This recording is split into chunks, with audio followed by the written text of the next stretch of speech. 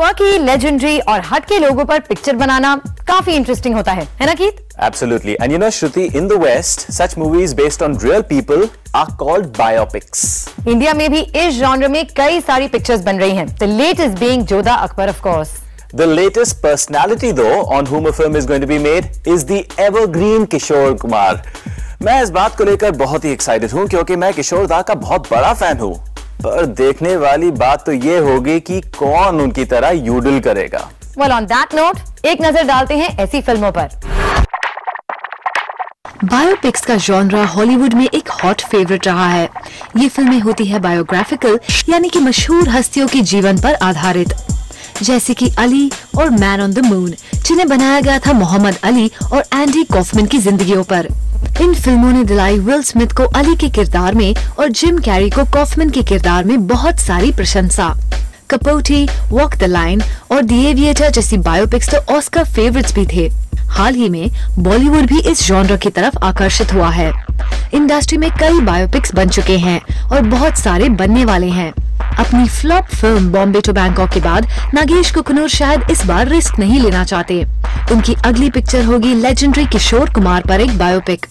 इस गायक की दिलचस्प और रंगीन जिंदगी को सेल्यूलॉइड पर खूबसूरती से उतारा जा सकता है और रेडीमेड ऑडियंस तो है ही, क्योंकि किशोर दा ने अपनी संगीत और अदाकारी से फैंस के दिलों में एक अलग ही मुकाम बनाया है. लगी दिल पे जैसे कटरिया, ओ सवरिया, हाय हाय ले गई मेरा दिल तेरी तिरछी नजरिया, ओ गुजरिया.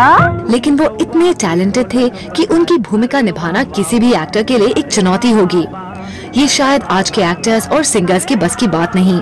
चील चील चिल्ला के कजरे सुनाए, झूम झूम कौवा भी ढोलक बजाए. अरे वाह वाह वाह, अरे वाह वाह वाह, अरे वाह वाह वाह, अरे वाह वाह वाह. कुकनूर, जो उनके ऑथेंटिक फिल्म मेकिंग के लिए जाने जाते हैं, जरूर इस बात से वाकिफ होंगे कि किशोर दा पर एक पिक्चर बनाना उतना आसान नहीं. इसलिए नागेश हर वो बारीकी पर ध्यान दे रहे हैं जो इनके इस ड्रीम प्रोजेक्ट को सफल बना सके. वो इन दिनों एक म्यूजिकल रियलिटी शो में अपनी फिल्म के लिए एक मुकम्मल आवाज को भी ढूंढ रहे हैं.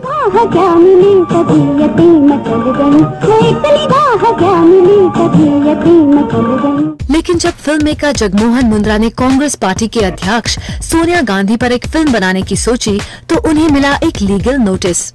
सोनिया गांधी के किरदार को निभाने के लिए काफी हीरोइंस के नाम सामने आए, जिसमें शामिल थे प्रीति जिंटा, सुष्मिता सेन और इटालियन ब्यूटी मोनिका बेलुची. लेकिन प्रोजेक्ट अब तक अटका हुआ है और सब कुछ निर्भर है कांग्रेस पार्टी पर. बात अगर नेहरू गांधी परिवार की हो तो हम फादर ऑफ द नेशन पर बनी फिल्म गांधी को चाहकर भी नहीं भूल सकते. रिचर्ड एटनबरो की ये फिल्म एकमात्र बायोपिक है जो न सिर्फ हमारे देश में बल्कि इंटरनेशनली भी काफी वाहवाही बटोर चुकी है. बेन किंग्सली को इस फिल्म के लिए एक ऑस्कर अवार्ड भी मिला. मणिरत्नम की फिल्म गुरु, जो पिछले साल रिलीज हुई, हमारी इंडस्ट्री में बनने वाली बेहतरीन बायोपिक्स में से है. धीरूभाई अंबानी की जिंदगी पर आधारित ये फिल्म अपनी प्रभावशाली स्टोरी लाइन और दमदार परफॉर्मेंसेस की वजह से कामयाब रही. लेकिन अंबानी की प्रेशर की वजह से मणिरत्नम को कहना पड़ा कि गुरु ने धीरूभाई की जिंदगी से प्रेरणा मात्र लिया. एक और अंबानी पर बायोपिक बनने वाली है, इस बार ऑफिशियली. राकेश ओम प्रकाश मेहरा डायरेक्ट करेंगे मुकेश अंबानी पर एक फिल्म. ये मुकेश की पत्नी नीता का तोहफा था हबी डियरेस्ट के 50वें जन्मदिन पर. ये थी हाल ही में चर्चे में आए बायोपिक्स के बारे में. लेकिन हिंदी सिनेमा में एक वक्त था जब बायोपिक्स का ट्रेंड ही चल पड़ा था. भगत सिंह पर आधारित कई फिल्में एक ही वक्त में रिलीज हुई थी. बेशक हर फिल्म का ट्रीटमेंट था अलग. ये बात और है कि ये तीनों ही फिल्में बॉक्स ऑफिस पर बुरी तरह फ्लॉप रहीं. लेकिन 1965 में मनोज कुमार की शहीद और दिलीप कुमार की शहीद ने जरूर लोगों के जहन में अपनी छाप छोड़ी. ये बड़ी खुशी की बात है कि मेन स्ट्रीम सिनेमा अब ऐसी फिल्में बना रहा है जो हिस्टोरिकल्स भी हैं, लोगों को पसंद भी आ रही हैं. और ये अच्छी बात है कि हमारी ऑडियंस भी अब मैच्योर हो रही है, जो अलग अलग फिल्में देखना चाह रही है और सिर्फ वो एक फार्मूला टाइप की फिल्म नहीं देखना चाह रही है, बल्कि फार्मूला टाइप की फिल्में अब आजकल बिल्कुल नाकामयाब हो रही हैं बॉक्स ऑफिस पर. लगान के बाद आमिर खान फिर दिखे एक हिस्टोरिकल में, मंगल पांडे द राइजिंग. लेकिन ये फिल्म दर्शकों की उम्मीदों पर खरी नहीं उतरी. 35 करोड़ की लागत से बनी इस फिल्म की ओपनिंग ठीक ठाक रही. इस पिक्चर पर ये आरोप लगा कि मंगल पांडे की बहादुरी की कहानी को बढ़ा चढ़ाकर बताया गया। ये उन गिनी चुनी आमिर फिल्मों में से थी जो बॉक्स ऑफिस पर मात खा गई। ये हिस्टोरिकल फिल्म थी about a real life character, लेकिन उस रियल लाइफ कैरेक्टर के बारे में जितनी मैंने रिसर्च की मुझे उतना कम मटेरियल मिला। सिर्फ 2 ही पेज हमको मिले हैं उनके बारे में, और वो भी उनकी ज़िंदगी की जो लास्ट एक हफ्ता था करीब। और 29 मार्च को जो हादसा हुआ तो वो उनका कोर्ट मार्शल जो अंग्रेज़ों ने रिकॉर्ड किया था, और जिस दिन उनको फांसी हुई 8 अप्रैल को, तो उनकी पर्सनल लाइफ के बारे में तो कुछ भी नहीं मिला। और लिहाजा राइटर को और डायरेक्टर को केतन फारूक पे ये जिम्मेदारी आई कि जो जिस तरह से कैरेक्टर लिखें वो उस वक्त की सोशल इकोनॉमिक सिचुएशन को देखकर, और मंगल पांडे किस सोशल एंड इकोनॉमिकल बैकग्राउंड से आता है, उसका रिलीजियस बैकग्राउंड क्या है।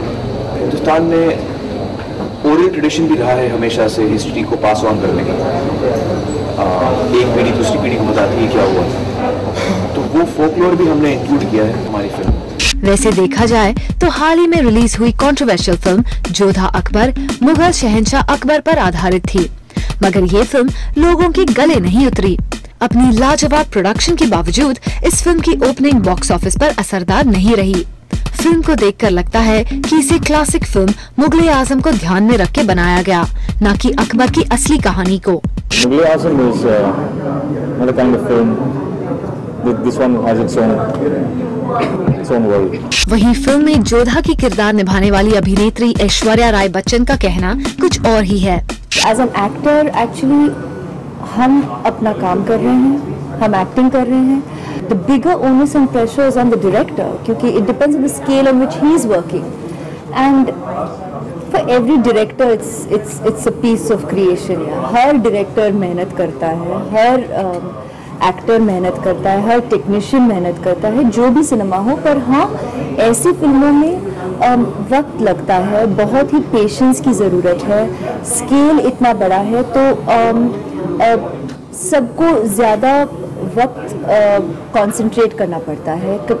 कमिटमेंट बहुत ही है पूरी टीम का। इंदिरा गांधी, महारानी गायत्री देवी और गुरुदत्त पर भी बायोपिक्स अनाउंस किए गए थे, लेकिन किसी न किसी वजह से ये फिल्म्स शुरू ही नहीं हो पाई। Indian film makers biopic genre को एक्सप्लोर तो करना चाह रहे हैं, लेकिन एक अच्छे बायोपिक के लिए चाहिए होता है ढेर सारा रिसर्च, मेहनत, अच्छी कास्टिंग और एक्टिंग, और सबसे जरूरी है एक लाजवाब स्क्रीन प्ले। शायद बॉलीवुड में इस जॉनर को पूरी तरह से डेवलप होने में अभी कुछ वक्त है। सलमा खान, ज़ूम, मुंबई।